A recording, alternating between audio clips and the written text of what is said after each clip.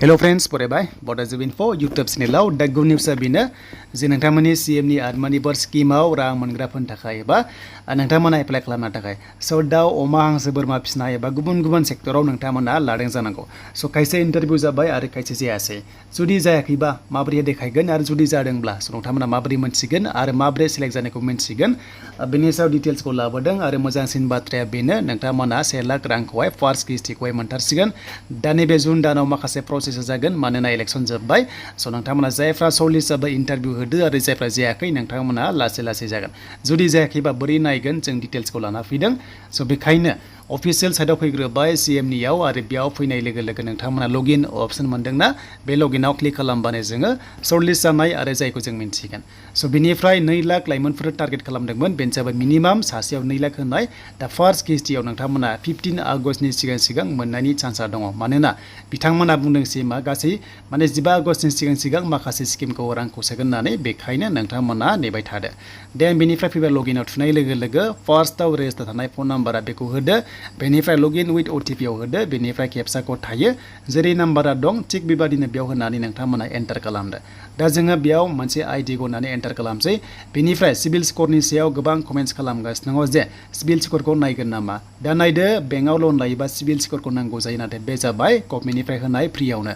स' बेखायनो मा खालामनांगोन नोंथांमोनाहाय बेयाव सिभिल स्कर नाङा अके स' नोंथांमोना सिभिल स्कर नाङा माने टेनसन गैया नोंथांमोना बे लन नङा नालाय जास्ट नोंथांमोना लाफिननानै 50%खौल' जास्ट हरफिननांगोन स' बेखायनो खायसे सिभिला 00 आरो -1 ओंखारनो हागौ जायफ्रानोखि लन लाफेराखै दासिम आरो जायफ्रा सिगां लन लाबाय थाखाय बिथांमोना 400निफ्राय हमना ला 800नि खाथियाव थाहैयो अब्लाबो नोंथांमोना जेबो टेनसन गैया स' नोंथांमोना टेनसन गैया मोनगोन एन्ड बेनिफ्राय दानिया जोङो एन्टार खालामसै माखासे ID खौ होनानै बेनिफ्राय जों ID खौ होबाय लगइन खालामबाय बेनिफ्राय बेयाव गाव गावनि माखासे ID नाम्बार फैबाय नाम फैबाय स' बेनिफ्राय मोनसे बाथ्रा बे जाबाय फाइनाल साबमिट खालामाखै खालि माने रेजिस्टार खालामदोंमोन फाइनाल साबमिट खालामाखै स' बेखायनो बेहा जेबो बेबादि माखासे डिटेल्सआ फैयाखै स' बेनिफ्राय जुदि नोङो फाइनाल साबमिट खालामदोंमोनबा एबा एप्लाइ खालामदोंमोनब्ला स' गाहायाव मोनसे लिरनाय थागोन बेनो जाबाय सर्टलिस्ट जुदि नोंथांमोना सर्टलिस्ट जादोंबा इन्टारभिउनि थाखाय नोंथांमोना थांनांगोन बेनो जाबाय मोनसे स्क्रिनाव होदों नोंथांमोना बेखौ नायबाय था जुदि नोंना बेबायदि ओंखारोबा सर्टलिस्ट ओंखारोबा इन्टारभिउनि थाखाय नोंथाङा सेलेक्ट जाबाय स' नोंथांखौ जास्ट माने इन्टारभिउ लासिगोन आरो इन्टारभिउ लानानै उनावहाय रेंक वाइसआवहाय नोंथांमोननि माखासे स्किमखौहाय राननो हागोन बेनो जाबाय लाइमोनफोरनि राङारि अनसुंथाइ CMनि आत्मनिर्भर स' बेयाव नोंथांमोना फार्स्टआवनो इन्टारभिउखौ होथारनांगोन एटेन्ड खालामनांगोन बेनिफ्रायसो नोंथांमोना टटेल सासेयाव 2 लाख मोनगोन नेक्स्ट बोसोराव 1 लाख देग्लाय हमना ला 1 लाख दा बेनो जाबाय नोंथांनि डिटेल्स दा बेखायनो गुड निउसआ बेनो जायना बेबायदि मेसेज फैबाय एबा नोंथांमोनाहाय लगइन खालामनायाव सर्टलिस्ट नुबाय इन्टारभिउनि थाखाय नोंथांमोना थांबानो जाबाय आरो इन्टारभिउ जायाखैबा नोंथांमोना खनसे डिपार्टमेन्टआव जास्ट खबर ला जे मा जादों नोंथांमोना खबर लाबानो जाबाय